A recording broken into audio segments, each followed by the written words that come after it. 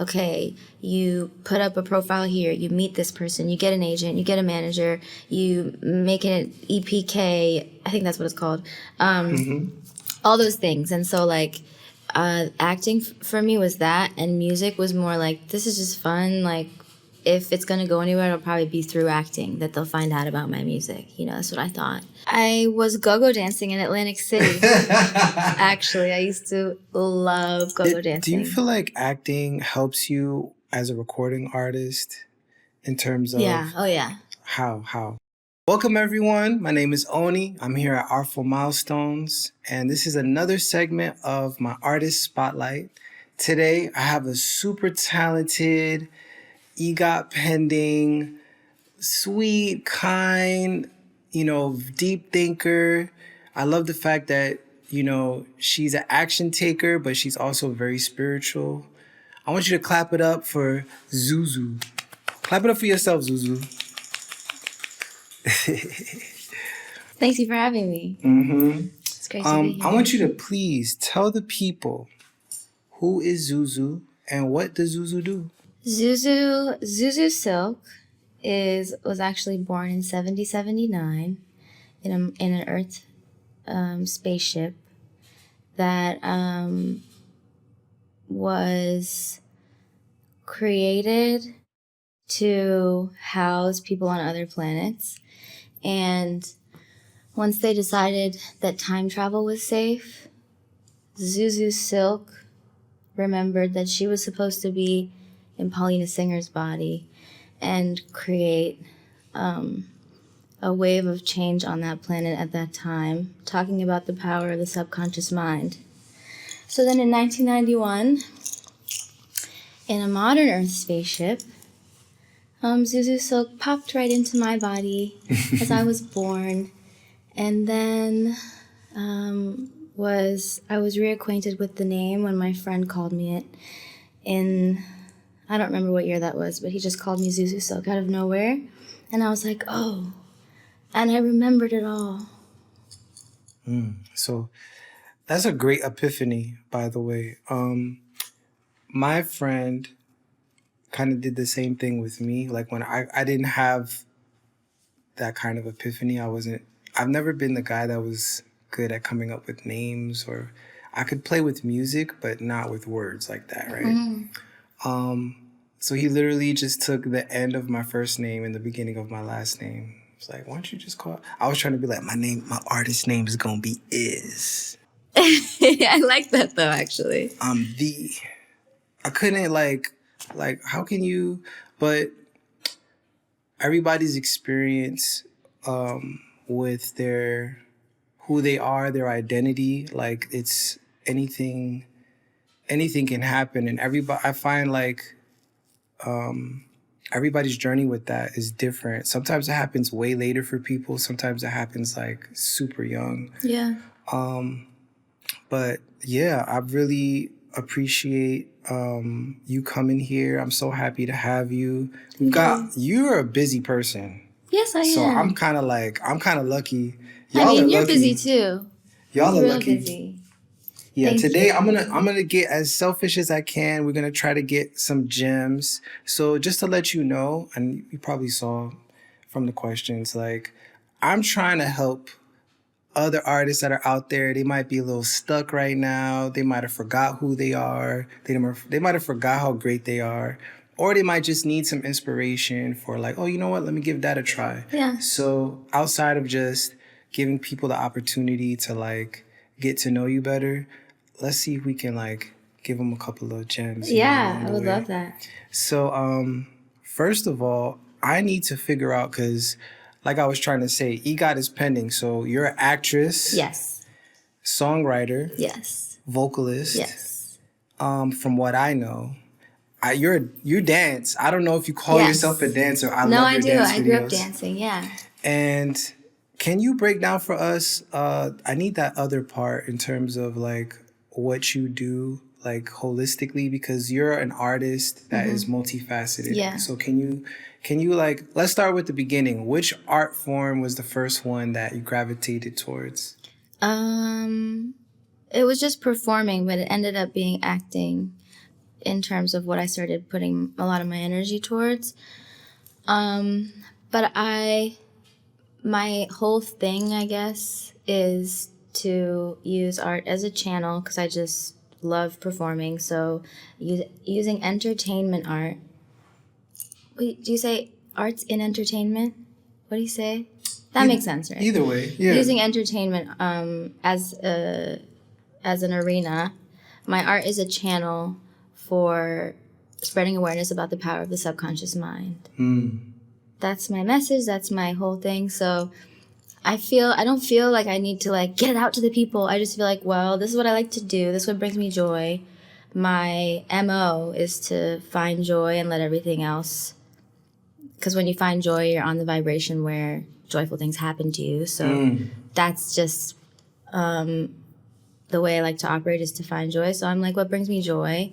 And then how can I share who I am through that joy with art? So I like performing, so that's why I say entertainment arts, because it is for entertainment, you know. That's a fact. It's like I think there's a separation between artists who specifically do, because some artists do everything, but a lot of artists like do art that isn't for anyone else. And some people say, well, once your art is out, then it's for everyone. But it's like some people don't put their art out, and that's not a bad thing. But I think when you like wanna be in the specific arena of performing, I feel like I just like to specify that that's where I really, and not necessarily performing my art on a stage, which I also do love, but just performing like showing my talents. I think it can also be taboo to be like, what, you want to be seen? You know, you want people to see you? And it's like, yes, I do. That's not a fear for everyone. But it has been a fear for me. Really? I like a huge one, actually. If you look at my chart, it's like one of the biggest things I have to like deal with in my life. Is it still an issue for you now, or do you feel like you've gotten control over it? I think there's always just a little bit of like, not always, but there's still, I guess, still a little bit of like, don't make people feel uncomfortable. Like, don't be too confident or don't be too aware, because people aren't ready for that. And it's like, that's the ego talking. It's like, I can't tell that from knowing you in a short amount of time. I don't feel that when you're the way you carry yourself. It's like ZuZu's in the room right now. Like, well, that's good, because I've you're either gonna enjoy it or y'all need to leave because she's here. So good. That makes me feel great. I don't really sense that hesitation because you're, like I said, like you're a big action taker, and I think it's because of what you said about your focus. Instead of trying to focus on whatever isn't bringing you joy, you stay focused on that joy. So of course that's gonna be your outcomes are gonna be what you always talk about that. Yeah. Like, I just don't let that affect me because everything has a two-sided coin. Right. A slice of bread has two sides. Exactly. And so that's what you choose to look at. We can decide to be like, oh, or we could be like, well. Yeah. So I love that. That's a great mindset to have.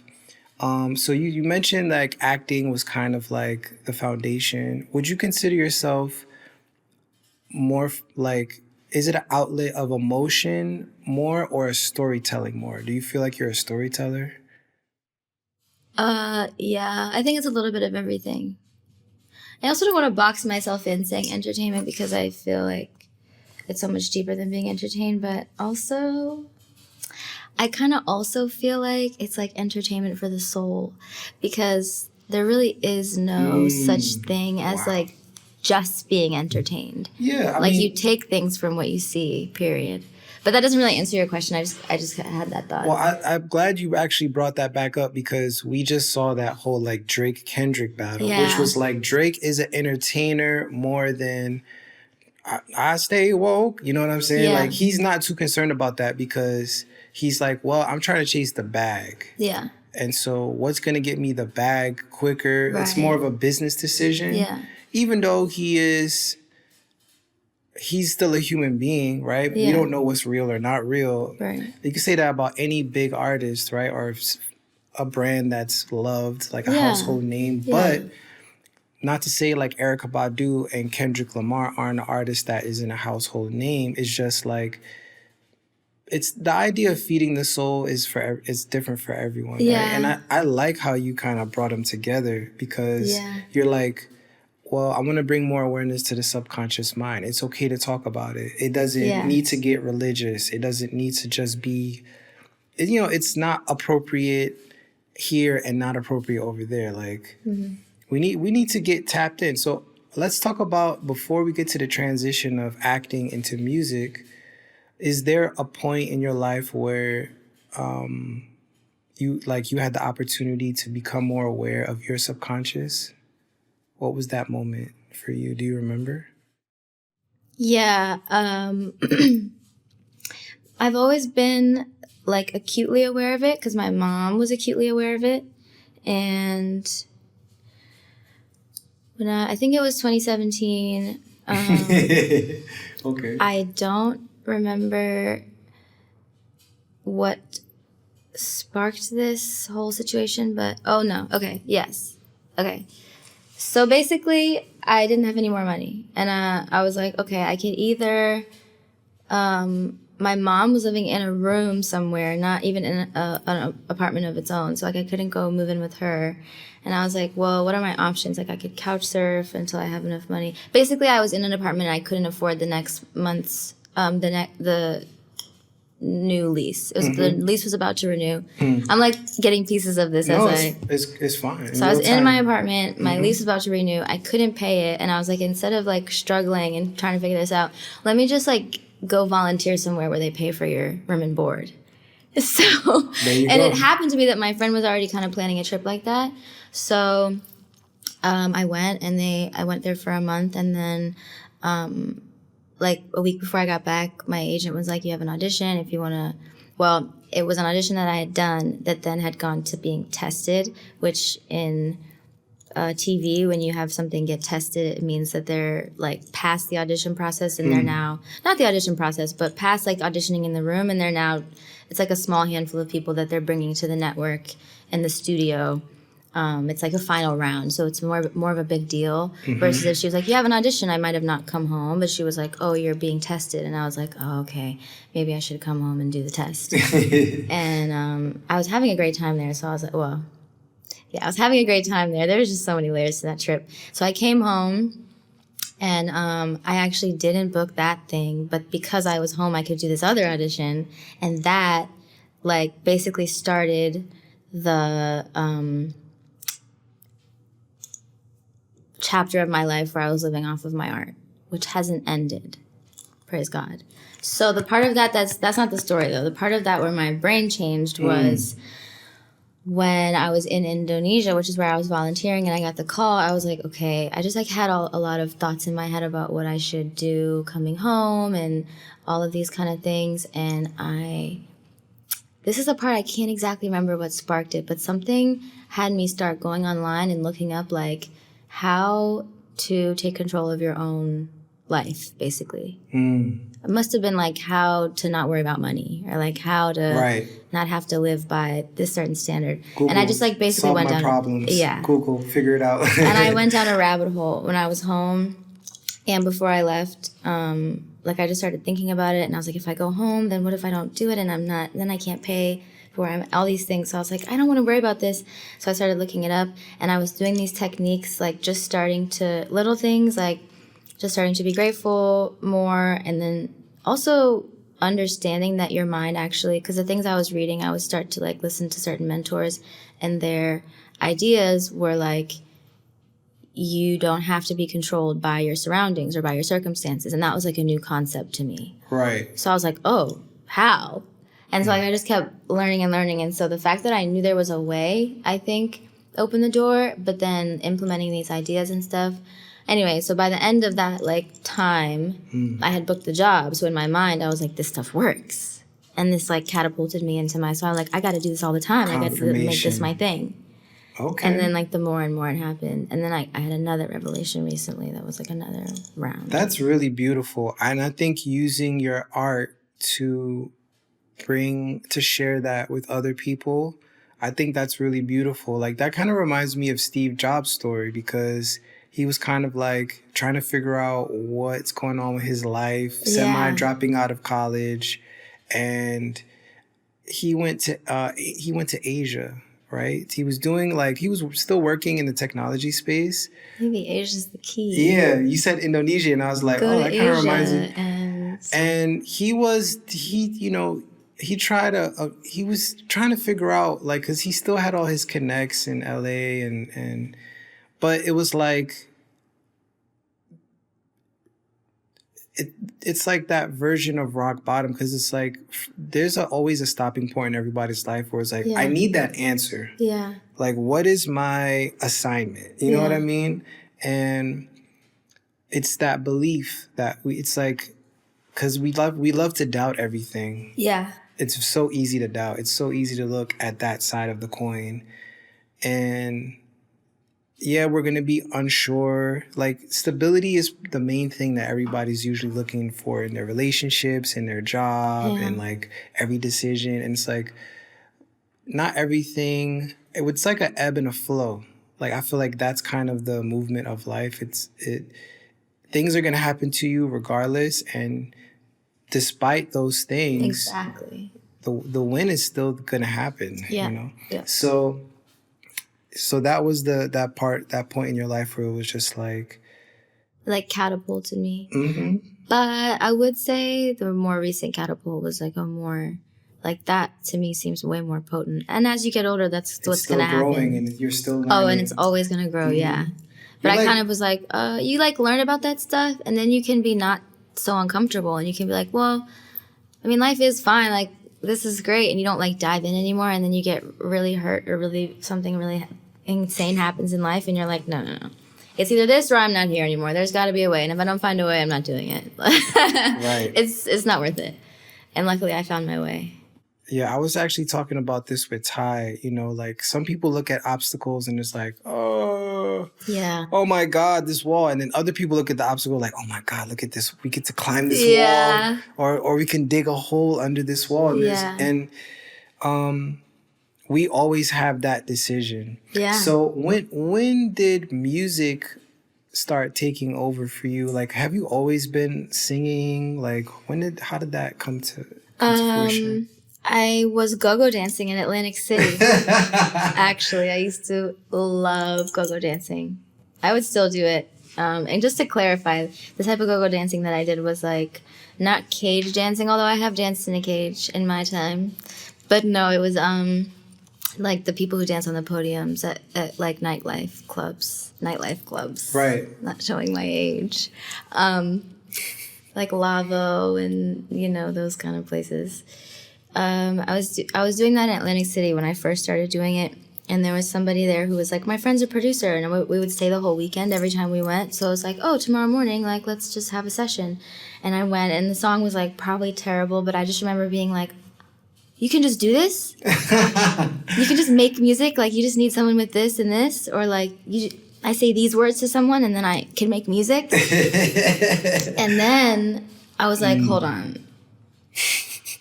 I could probably do more than just show up in the studio. So I was how do you produce? And so every time I went to Atlantic City, I would spend the entire bus trip there and back learning Ableton tutorials. Nice. On YouTube. And it only took me 10 trips to be oh, I can make a whole album now. Boom. And then, you want to do something and you look it up later on or those little things. But the foundation. Exactly. Yeah, it was what's 10 times 20 hours? It was 20 hours. Which if you don't sleep is really good, a very short amount of time to learn something like Ableton. Anyway, I mean, it's cool to know that you can learn a production software that quickly. So then I started producing and yeah.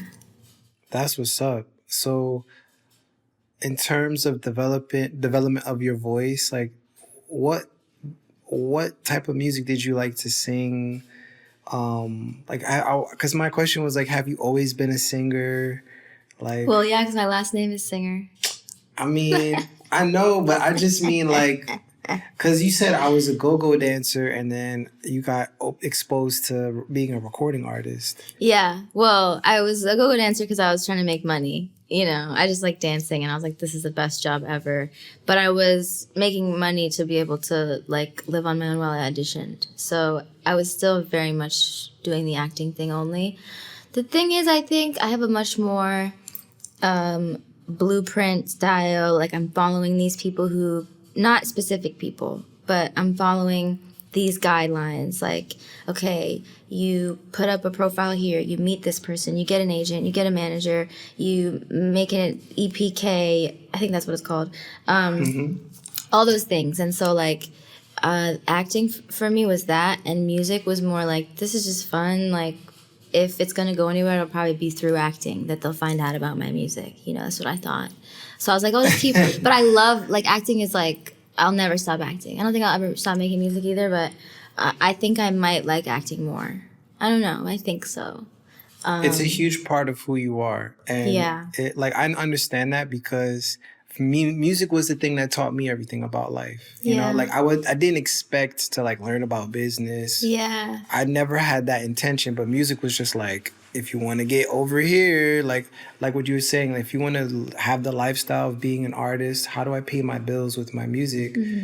With my artistry, you know, it's like it just pushes that ceiling. Yeah. And then all of a sudden you're like having meetings with accountants and, you know, because Yeah. I remember before we were like trying to get a manager for our group, you know, and then it was like, well, we got to manage the money. We got to Yeah. learn about branding and marketing. You got to Yeah. learn about like pipelines. Yeah. That's another one. You know, you I talk didn't about even learn about all that stuff with acting, because acting, you're really not selling your brand at all. You're very much not, like, you're an individual in terms of the fame and the recognition, but when you're being cast in something, you're like, they want you to fit into that thing, and as you should, because it's telling a specific story. You want people to be able to resonate, and that's the point of, you know, facts. entertainment and film. So it's like you're not showcasing this kind of like, well, what's my brand as an actor? Like that was never something I like learned until music. Music taught me that. Yeah. Which is cool. But yeah, I understand what you're saying. Do you feel like acting helps you as a recording artist in terms of Yeah. Oh yeah. how? Like being a character.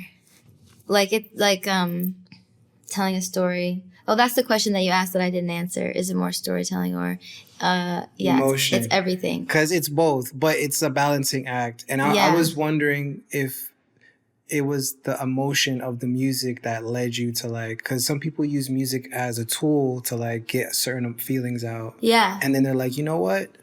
Maybe I'll make a song one day. And then Yeah. they're like, oh, I could do this all the time. Yeah. But I feel like you're kind of a storyteller more than anything else. I love that you say that, because I am hugely influenced by J. Cole. When I first started hearing J. Cole, and obviously he's not the first artist to tell stories in his songs, but when I heard the way he did it, I was like, this is so satisfying. Like, this is how I want people to feel like they're turning pages when they're hearing words. So it's really cool that you said that, because I still sometimes feel like, am I doing it? So thank you.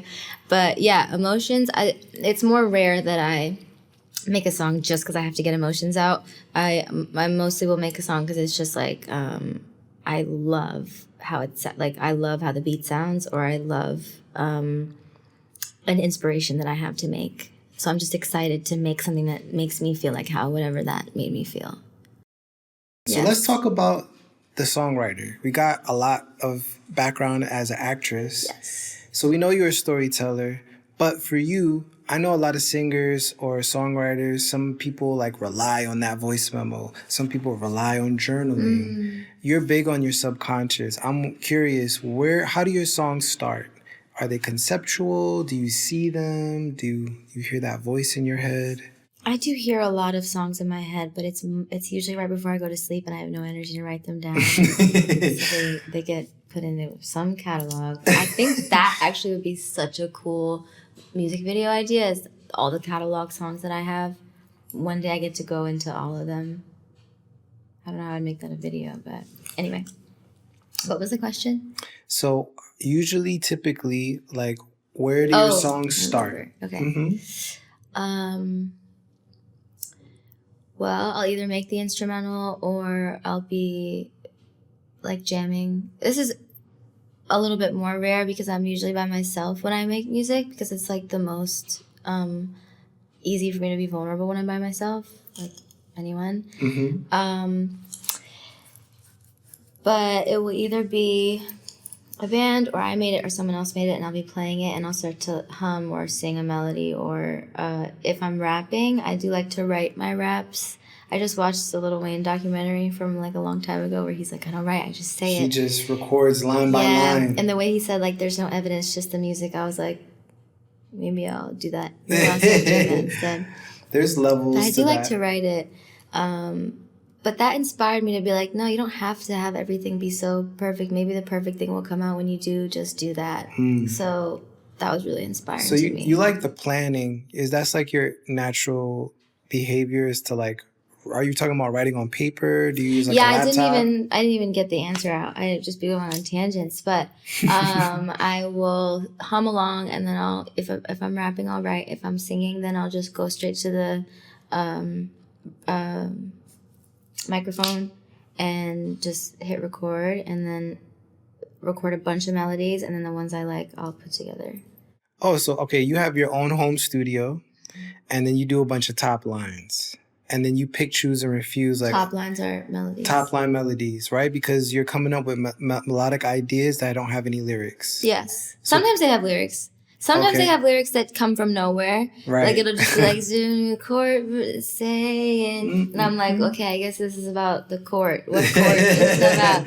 And then I'll make the song about that in some way. Because a lot of times the word is what gives it that feeling. Like, I've had a song before where I'm like, this makes no sense at all. Like, yellow operator, get the rug down or something, and it's like, that sounds really cool, but I don't know what I'm going to say it's about, so I'll try and find other words. And at this point, how I realized how that doesn't work, trying to put other words, I'm like, wow, it's the mouth feel, it's the shape, it's the orchestration of your mouth when you're in that word, with that tone, with that drum hitting at that time. Like, you can't change the word.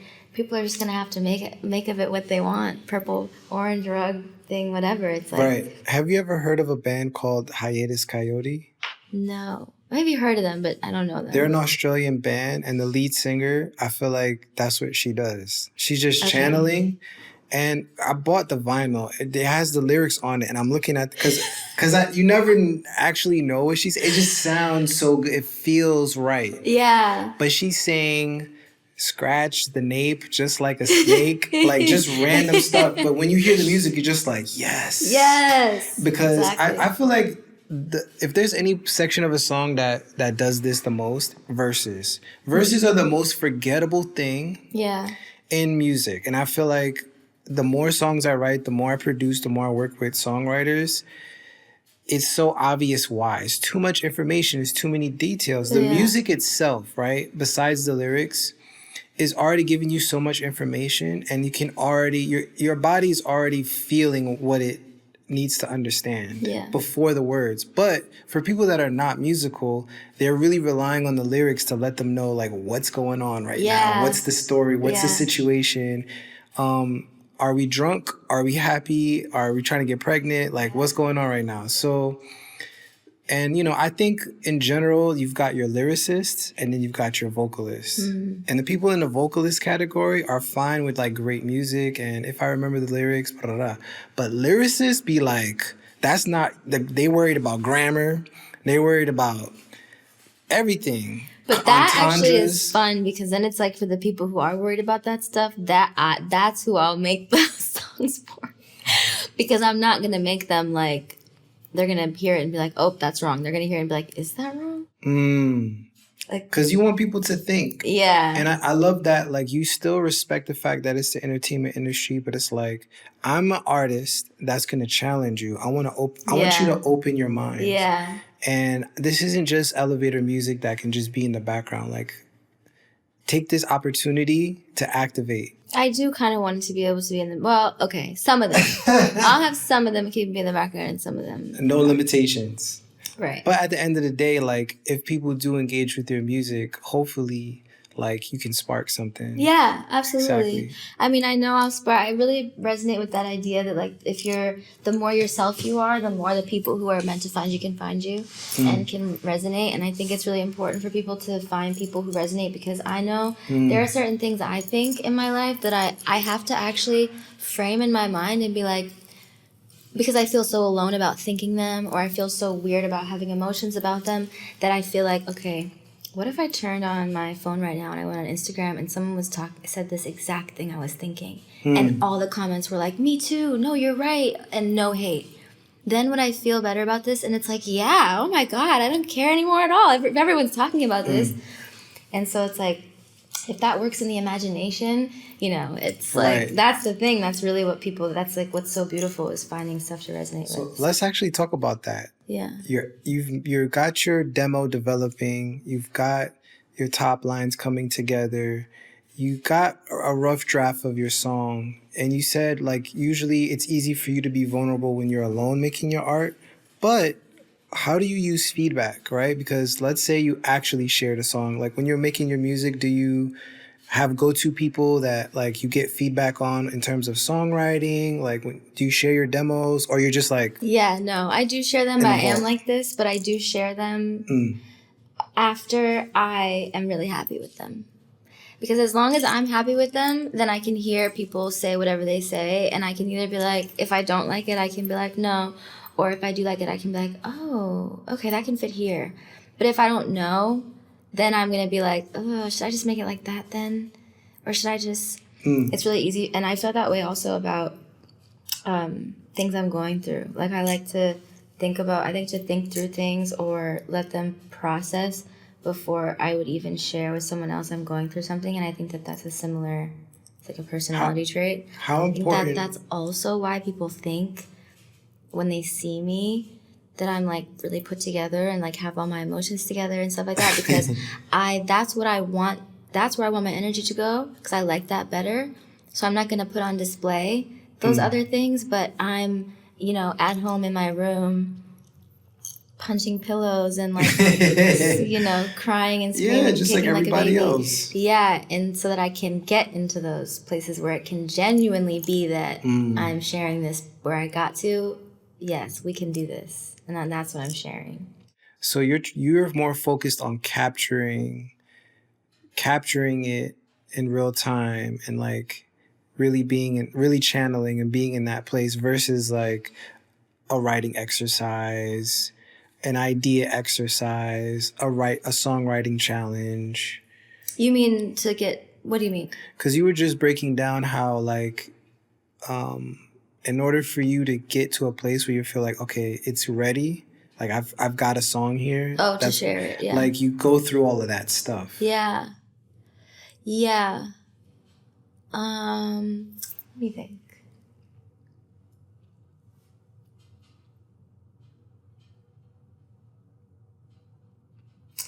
Yeah, it's not unless I'm with someone in the studio, I'll usually wait a while. It's not like I made this song and I'm like, all right, someone has to hear this and tell me if they think it's good. But I might get to that point though.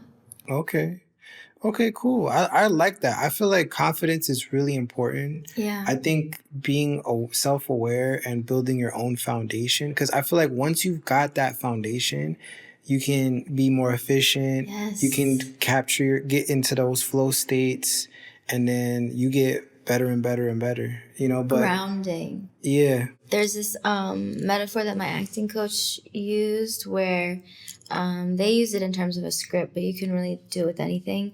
And it's like, if you have your intention set in the script, if you know what your character is trying to get to by the end, and even saying that, it's so much like different processing what that means than actually just saying it. But it's like, if you see like the last line and you're like, okay, that is the place that this person is trying to like, that's what they're trying to portray by saying all these other things. That's the resolution. Then it's like, start thinking about that at the beginning. So that grounds you. And then through the script, you can be screaming, you can be yelling, because it's all coming from this place of like, I know exactly why I'm screaming, why I'm yelling. And so it doesn't seem like weird, and it seems like, oh, okay, like, because it's grounded. And the metaphor that he would use was, if there's a stream, like in the woods, in the forest, and there's no rocks on either side of it, and the water is really just like pouring through, it's just going to go everywhere. But if you like line it with rocks, then the water can go as hard as possible, and the water might get crazy, but it's just going to go straight through to the other side. And that's how I feel like it is when you have your intention in music or like in life. It's like when you know exactly what you're doing, you can go anywhere with it. Wow. Because you have the through line. I love that metaphor. Thank you for that. Yeah. You see, y'all better be writing this stuff down, okay? So I always talk about how acting, you know, and it's really easy to get free acting lessons. They're all over the place. I really think it's important for a recording artist or anybody that writes any type of art form or storytelling. Go take a free acting class. Yeah. Doing those, you know, activities and, you know, they'll blindfold everybody and dance and all of those things help you really understand what the different types of through lines you're deciding on when you're going, like, okay, let's say we pick this concept. This through line will probably work for that, right? It'll help you identify things a little bit easier. And oh yeah, absolutely. I didn't even think about that. Yeah, like I think a lot of the things I bring to music from acting are second nature because I've been doing it so long. So saying them, I'm like, oh, cool. Yeah, because you're just an artist. You're not forcing anything. You just are who you are, and you just so happen to be documenting the music side of your brain and your body. So, but I always try to share and recommend to you guys, like, take a free acting class. You know, you'll understand writing better, you'll understand lyrics better, you'll understand storytelling better, song structure better, production better, and delivery on the microphone. So acting gives you a lot of practice with the tone of my voice. Yeah. How am I projecting? Yeah. Which, am I sad here? Am I happy? And people don't understand that's what's happening in a recording session. Yeah. Like, I always use Drake and Nicki Minaj as an example because they're the most famous, well-known, like, they have a lot of training as actors. And like Nicki Minaj is an example of, she's very animated, has characters, she's given them names, and she let everybody see that whole aspect of her imagination with her craft as a musician, right? Yeah. Drake is like well-known on Degrassi, and people would sleep on the fact that, like, he has a lot of tonal control. Oh yeah. When he's doing he usually does the same type of emotions, but at the end of the day, like, no, he has a lot of. If you didn't know about how voices could change, you'd think he has a lot of people on songs that are just him. Exactly. Which is really cool. And I think acting is a great way to get more comfortable with your voice, controlling your voice. Learning new ways to use your voice, because some of you out there might not even like your own voice and realize how great it is or how to use it. That's actually a scientific thing, though. I mean, everything's a scientific thing, but not liking your voice has to do with when your brain hears your voice, it hears all of the imbalances in your whole system.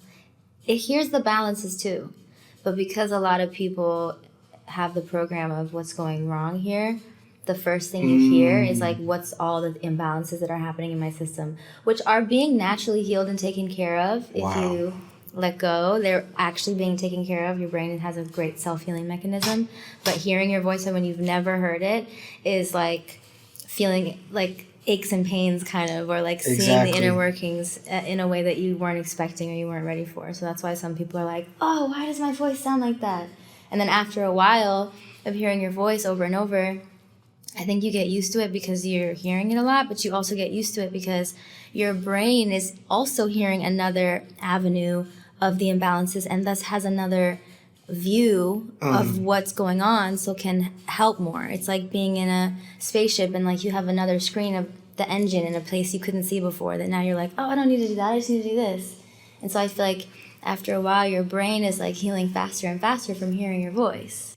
You have to lean into it. Which sounds cool. The more you use it, the more you try different things, the more aware, like she said, you'll gain a new perspective. And then you can find out, like, well, I had this idea of what I wanted to sound like. Maybe I can still get there. Yeah. But also, I just discovered what my voice sounds like outside of my body, what everybody else is hearing. Right. You have that starting off point, and then you can change it.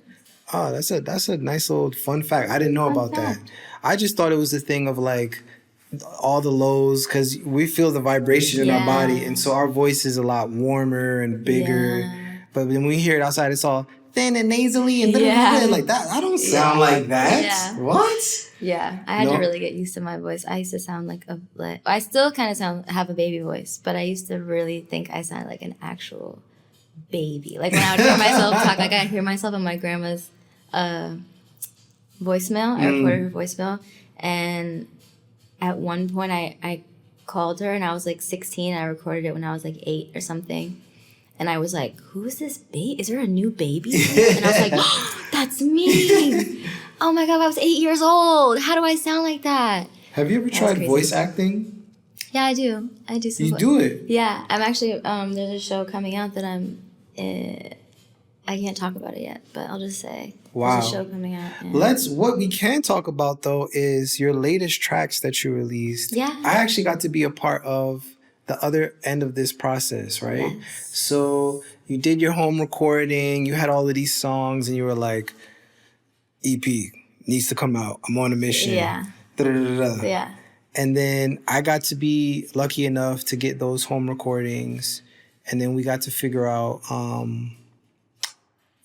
to get to the finish line, which is a fun process. Don't be afraid to work with multiple engineers, try different things. It's like dating, right? It's just kind of like, I need to find a salon. I need to find a barber that can hold me down.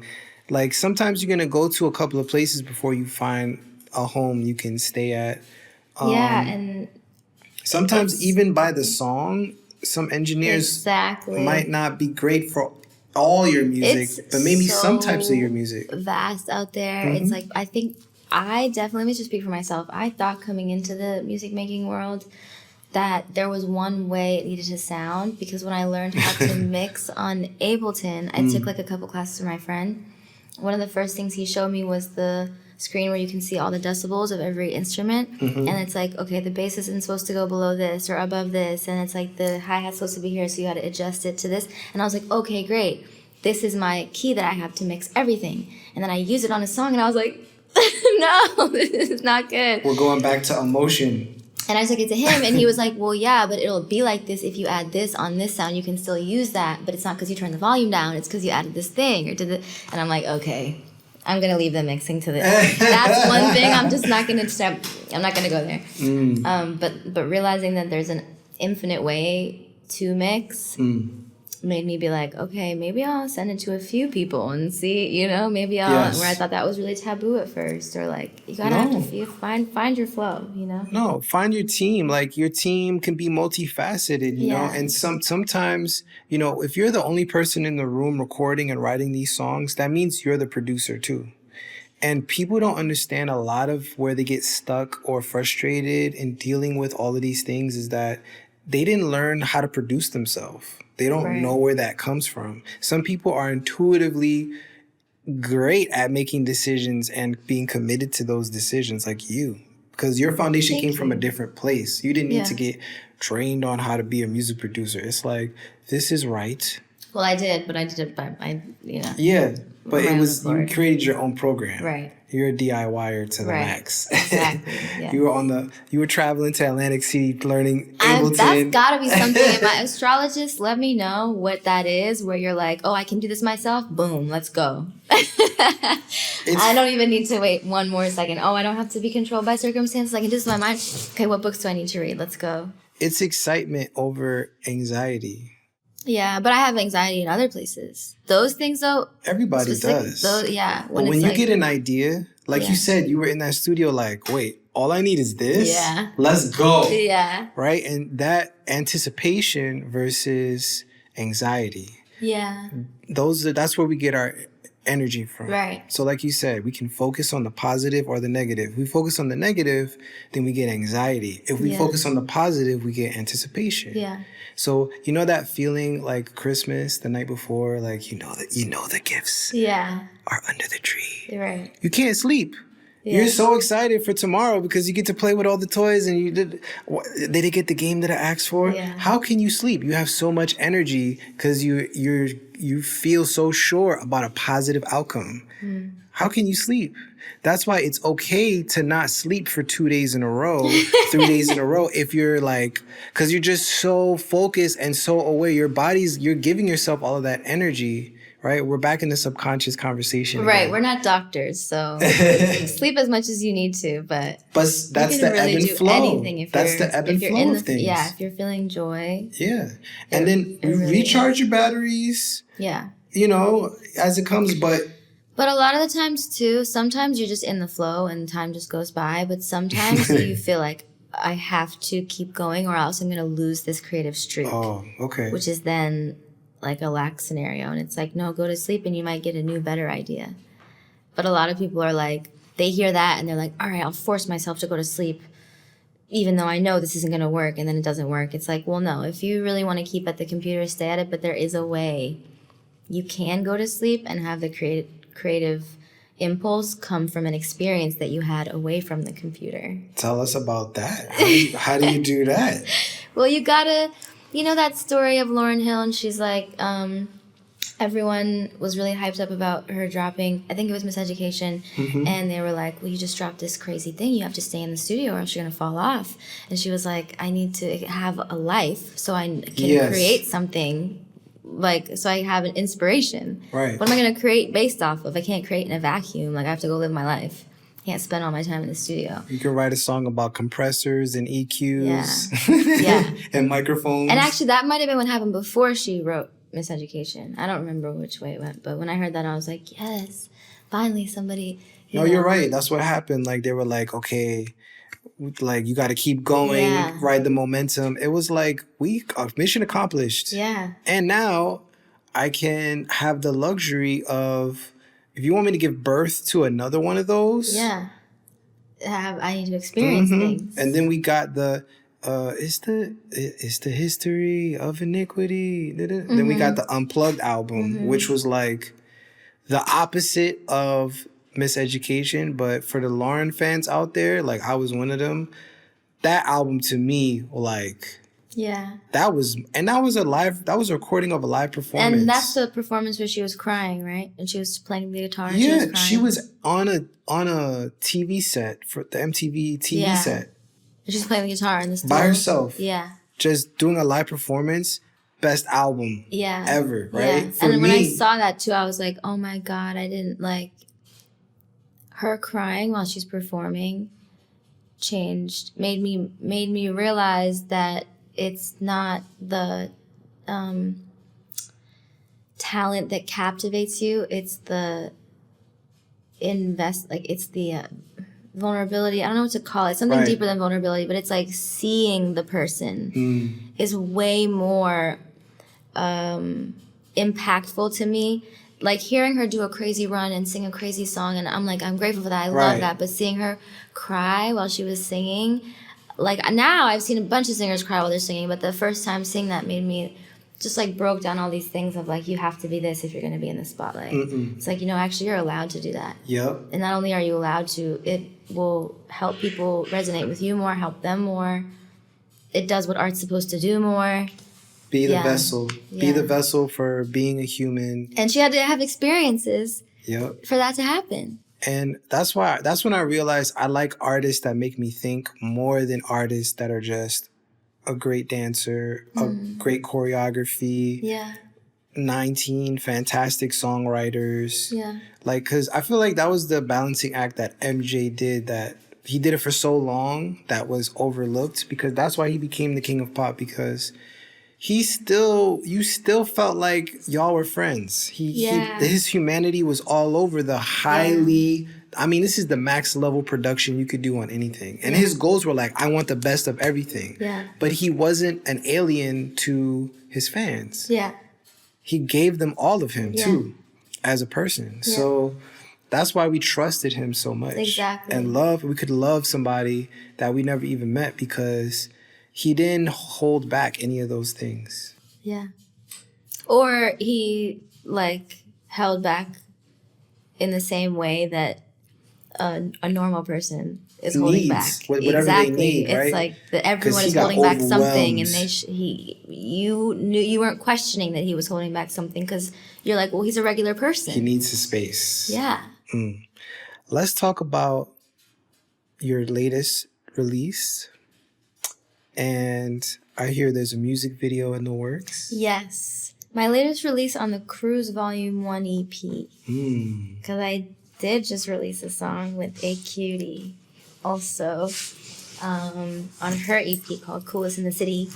But yes, Cruise Volume 1 is an EP that I'm putting out song by song and then eventually just put it all out together. The single is Can I Smoke There? And it's a song about wanting to know if you can smoke there. It's 420 friendly. Yes, but it's also like I always have to throw in the metaphor stuff. The metaphor is, can I be comfortable there? Is this a place I can go and be myself? And that is really how I feel. Even if I'm not actually going to light up a joint, knowing that other people can smoke, that it's smoke friendly at a place, makes me feel so much more than just, I can smoke if I want to. It makes me feel like people are cool over here. They get me. Right. They get me. I could go. So this is your first project that you released? No, but I kind of want to say that it is. Yeah, because right now you're in that, this is my best work. Yeah. Yeah. Yeah, you're one of those where it's just like my latest. You're proud of your new babies. Right. I mean, I've been releasing music because of the time travel, it just gets so confusing. Like, I've been releasing music from now until 70, 79. But now that we're back in this reality, it's like, where do we even begin?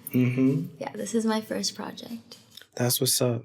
So I'm really excited to see the music video because I feel like that's where we can have that Lauryn Hill moment of just like, I love what you do on social media. I love, like, I've actually checked out some of your work on, like, you can get really serious. You're such like a laid back, chill. Yeah. I'm like, wow, she can, damn. Like, but it's just really interesting to see all of those sides. And I feel like a music video, you get the opportunity to bring those things together in the same space. So I'm excited to see that video. Yeah.